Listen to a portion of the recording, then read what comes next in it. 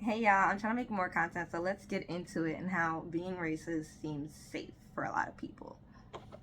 I want to start by saying I'm not here to change anybody's mind. That is not my job. If you don't like your black skin, if you hate black people, that is not my problem. But what I am here for are the people that genuinely love who they are and they see what's going on and they're like, what's going on? Why are they trying to make me feel this way? I love myself. What do I do? That's who I'm here for. That is who I'm here to support. I'm here to support people who love themselves and see what's going on in the world and just can't make up what to do about it or how to go about how they really feel. And if it even feels safe to share your feelings in this world we live in today. So let's get into it.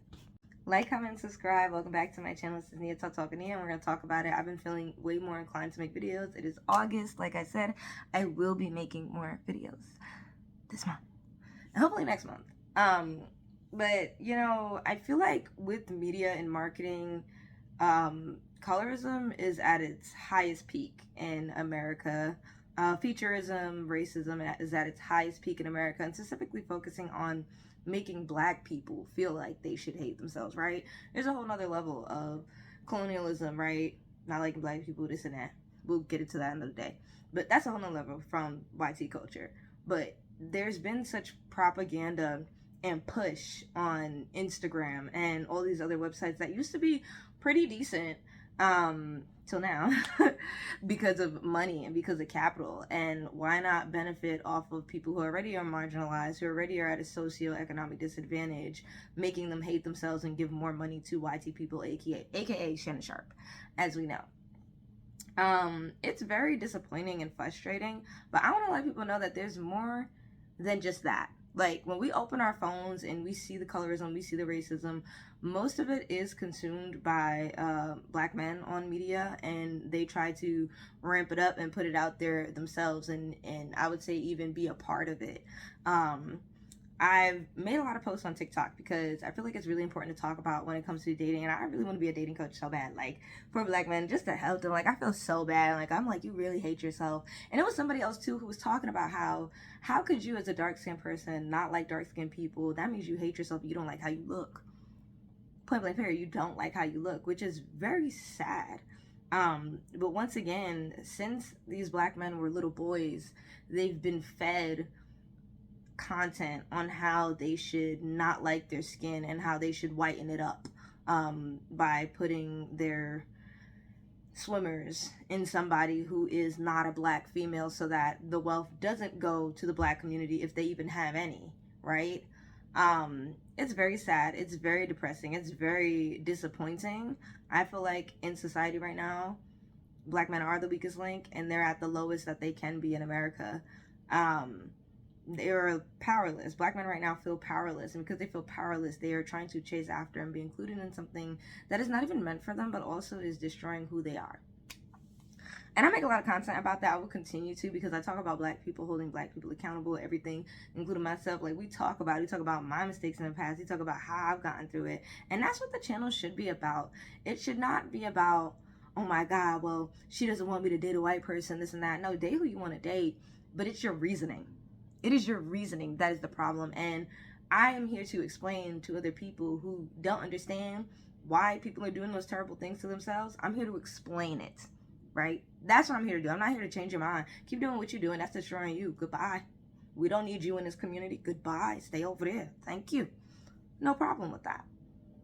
But there's a sense of the fact that somebody's talking about it, you should tear them down because you're doing something in your life because you hate yourself.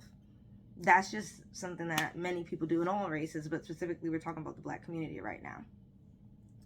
And online, I've noticed too, a lot of black men that don't do anything with their lives. They don't really have jobs. They weren't even offered the opportunity to get an education, no money, this and that. I completely empathize. I understand. But for you to come at black women about that just because they're telling you, hey, what you're doing is wrong, just because you don't have a job and because it seems like everything's up against you right now, so you're going to go do that. And then you're going to be miserable. And then you're going to talk bad about black women. Now, that's a problem. I feel like for the past 4 years, ever since COVID and ever since, president and everything like that, black women have been under attack. And it's very scary. because black women have given the most and are still giving the most to this country. So that's frustrating. It's aggravating. And I want black women to continue to give the most to themselves. Don't not get your education. Don't not go somewhere just because there's a racist person here, colorist person. No, you go do it. Do what you want to do. Do what you need to do. Who cares? And there's a notion of being picked as well with misogynists. There's a lot of misogynistic black men on YouTube that come to my channel and think that I care to be picked. Like, they want me to drop my standards because I'm making videos about women not to drop their standards. They look at me, you're out here because you're looking at my rack and you're looking at my pretty face, period. But you hear what's coming out of my mouth and you realize that you don't like me, which I am happy about because my channel's not for you. I digress. But my point is, I know who my channel is for.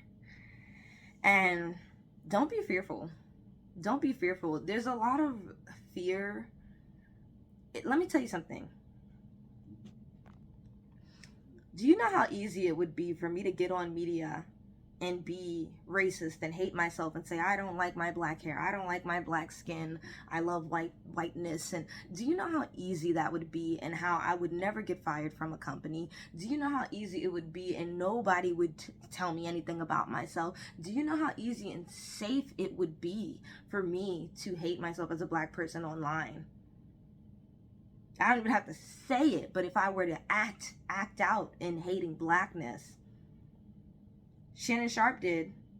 But guess what? Disney said, because it's a girl, you're out. ESPN said no. If it was a black girl, I don't think it would have went down like that, which is sad. But do you see what I'm saying? He was making fun of black women for so long. Nothing was done. So it's kind of like a reverse racism thing that people think is going on. When you actually step up and say, hey, I love my blackness, nobody's gonna tell me I can't, and you're not gonna do wrong things to me because of my skin color, my hair, my textures, my features, anything like that. You don't have the right to do that. No one does. And then it's like, when you step up and say that, it's like war. Like, you protecting yourself and standing up against oppression is seen as a threat to people, companies, anything. And this is what I mean by, like I said, that's why a lot of people feel inclined to just go with being oppressed and being racist for the rest of their life, because they feel like they will not be able to win. But I'm telling you, those are people that want to win in areas that they shouldn't. I was with another company at one point, and I was like, I really want this job. Not the company, but the job. I knew I was made for it, right? And it was not for me. The job was made for me, but the company wasn't for me. The company was very racist. They used marketing to cover up so many things that if you go on Glassdoor, all I gotta say is Utah, you will not be happy about what you're seeing. And everything I said is true, because when you see it on Glassdoor, it's true. But this is what I mean by marketing. Like, even the company I previously worked at tried to erase Reddits and tweets and like comment on Glassdoor. They can't erase comments, but they comment back. Like, it was a very petty company, but that showed that that was just one area where they couldn't cover up. They couldn't delete it. They couldn't nothing. So marketing, again, you say this company is racist, and then they delete the tweet, they delete it, and then it's never seen that somebody spoke up about it. And why would someone remove that? Money? People are getting paid under the table? Yeah. We use all these things on the internet, but you don't realize they are these echo chambers that are pushing ideas onto you. That is why I don't have Facebook. I don't like Facebook. Ever since money has been so entrenched and ingrained in media, like your own personal media, it's gone to shit. Excuse my language. It has. Like, it's over. It's over. Like, what we loved, like, maybe 10 years ago, the Instagram 10 years ago, like, it's over. It's done. It's done. But yeah, my main point, even though I didn't go too much into it, I did it quickly, was that I've been having this thought about how it is The reason why we see a lot of black men online be racist when it comes to black women, relationships, when it comes to anything in America, when it comes to holding them accountable, is because it feels and seems that it's a lot easier for you to hate yourself as a black person or hate black people for the sake of media and for the sake of your job, for the sake of your friends, for the sake of your circle, for the sake of, your community, wherever you live in. It feels safe. And I bring up this one example. I've always thought about this. I think about Russia and the president they got. And I thought about one day, I was like, yo, I can't believe some people who, like, they out here cheering for this guy. Da, da, da. I'm like, that's crazy. But when you think about it, when you're so scared of what that person could do to you, kind of reminds me of Diddy a little bit. You're so scared of what that person could possibly do to you and your family.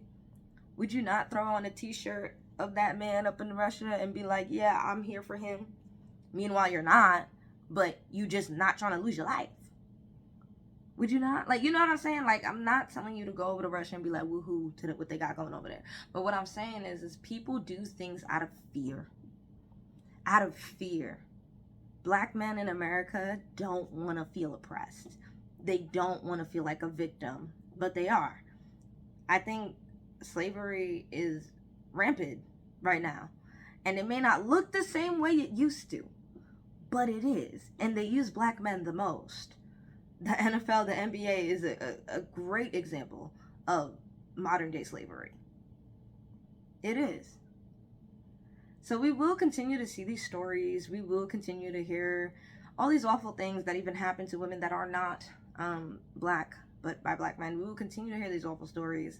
I'm not here to change your mind. I'm not here to prevent that from happening. I can't. There's nothing I can do. But what I am here to do is talk to individuals who see what's going on, not really understanding why, maybe understand why, but they're looking to see if anybody else is peeping what they peeping. And I'm peeping it. I'm here. I'm with you. That's what my channel is about. So you're going to get a lot of men in the comments, once again, that look at me. They love the way I look. They love my body, but then they realize, she's not a pick-me. Yeah, you can all the way home. You can. Because I will never be a pick-me. I won't. I know so many women that have made terrible decisions because of how media has made them feel. Men have made them feel. And then they end up going into the world being really mean people. And sometimes it's really, I want to say it's never too late, but sometimes it is too late for you to go back and revert to the good person you were before you got destroyed by all these people that told you you need to have a ring, you need to have a baby, you need to have this, you mean nothing with that. And I remember this line from this movie. It was an African movie, I forgot the name of it, but it was so good. She said a black woman could cure cancer. She could have the cure for cancer. Yet, if she doesn't have a ring on her finger, a family, a man, it means nothing. Like, isn't that crazy? Just think about that. So when I talk about pick me, please understand, like, it's not a fun life.